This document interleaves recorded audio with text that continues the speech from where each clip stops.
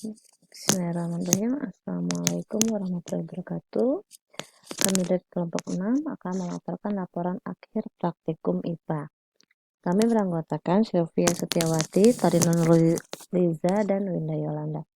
Di sini kami akan memaparkan lanjutan praktikum yang sekarang akan kami paparkan adalah tentang modul 2, yaitu makhluk hidup dan lingkungannya.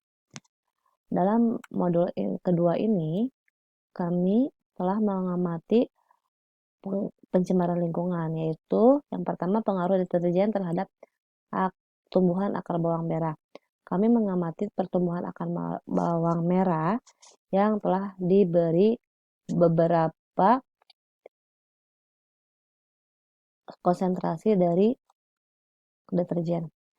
Berdasarkan penelitian yang telah kami lakukan, dapat disimpulkan bahwa salah satu bentuk pencemaran air yang terjadi di lingkungan sekitar adalah dengan deterjen serbuk yang biasa digunakan oleh masyarakat umum.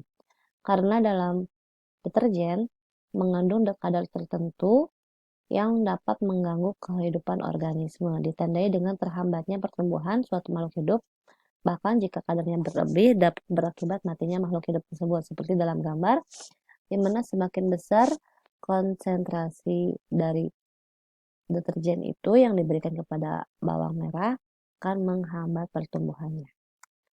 Selanjutnya, pencemaran lingkungan yang kedua, kami sama menggunakan deterjen terhadap perkecambahan yang kami amati adalah perkecambahan kacang hijau, di mana berdasarkan gambar bisa dapat dilihat juga bahwa semakin besar konsentrasi dari deterjennya, maka pertumbuhannya akan semakin terhambat.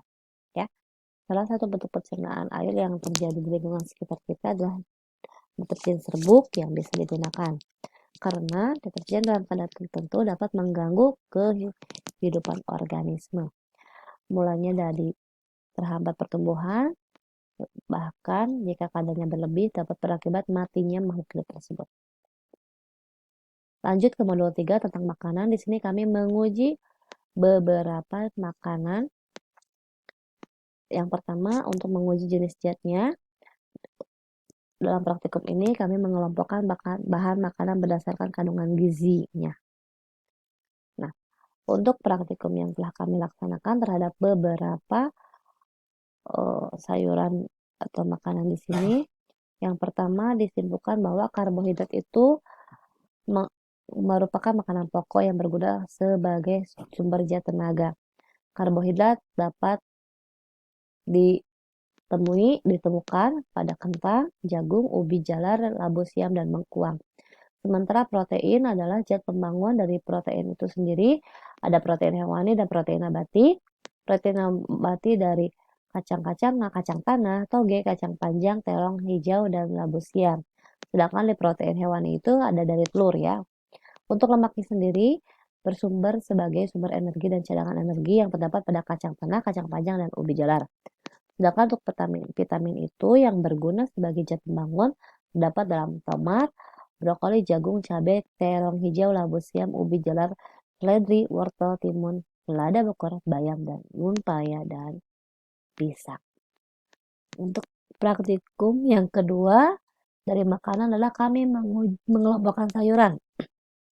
Karena kan sayuran itu berbeda ya, sehingga kita terkadang bingung untuk mengelompokkannya. Nah, di sini kami mengamatinya dan berdasarkan hasil pengamatan didapati bahwa sayuran daun itu adalah sayuran yang bagian utama yang dikonsumsinya itu adalah bagian daunnya, seperti brokoli, seledri, lada bokor, bayam, dan daun pepaya.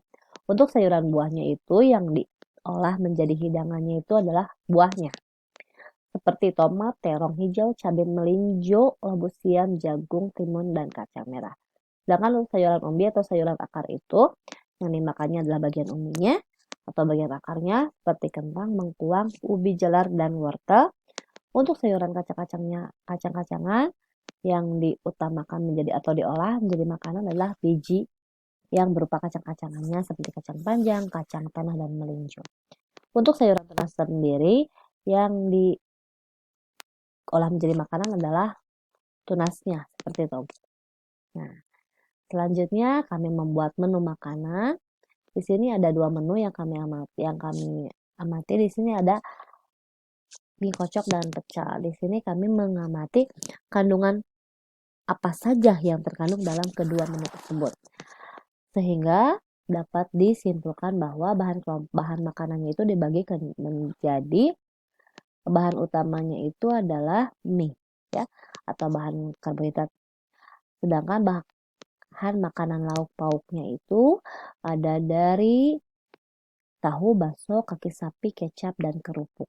Sedangkan untuk bahan makanan sayuran itu sendiri ada dari tumbuh-tumbuhan yang diolah ya. Seperti toge, kangkung, timun, dan kacang tanah, bawang merah, bawang putih, kencur, seledri, dan cabai. Untuk buah-buahannya sendiri yaitu jeruk purut dan minumannya merupakan pelepas dahaga yaitu air. Selanjutnya dalam makanan juga kami menguji kadar karbohidratnya yang kami uji dengan kandungan medium ya. Di sini kami mengamati 10 jenis makanan. Nah, setelah dia lakukan uji karbohidrat itu, ternyata bahan makanan pisang, nasi, telur rebus bagian putihnya, tahu, margarin, biskuit, tepung terigu, gula pasir, dan kentang itu setelah ditetesi larutan yodium atau kami menggunakan betadine. Di sini ada beberapa bahan yang teridentifikasi mengandung karbohidrat ya. Di antaranya adalah pisang, nasi, biskuit, tepung terigu, dan kentang.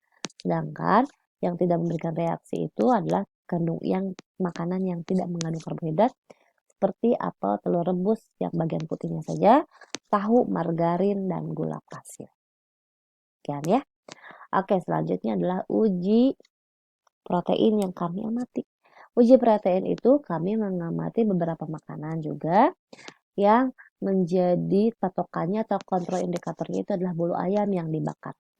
Setelah pengamatan kami dengan makanan yang kami bakar dulu, kemudian dicari indikatornya dari bulu ayam yang dibakar juga, didapati bahwa ada beberapa makanan yang teridentifikasi baunya sama dengan bulu ayam yang dibakar, ada juga yang tidak. Nah, bahan yang mengandung protein itu adalah bahan yang baunya hampir mirip seperti bau bulu ayam yang dibakar. Nah, sehingga didapatkan bahwa bahan yang mengandung protein itu adalah putih telur, tempe, daging ayam, seledri, dan tepung. Sedangkan bahan yang tidak mengandung protein itu ada kangkung dan gula. Ini contohnya. Selanjutnya adalah proses uji lemak yang kami amati dari beberapa makanan juga. Kami mengidentifikasi ada 11 jenis makanan yang disediakan, kemudian kami uji lemak dengan menggunakan yang makanan-makanan tersebut kami gosok ke atas kertas coklat. Nah, jika terlihat ada bekasnya, kami diamkan beberapa menit, maka itu mengandung lemak. Nah, yang mengandung lemak itu adalah kemiri, margarin, kacang tanah kering, santan, dan minyak goreng. Sedangkan bahan yang tidak mengandung lemak adalah wortel, seledri, biji jagung kering, singkong kering, pepaya, dan susu. Baik, sekian dari kami untuk modul 2. Assalamualaikum.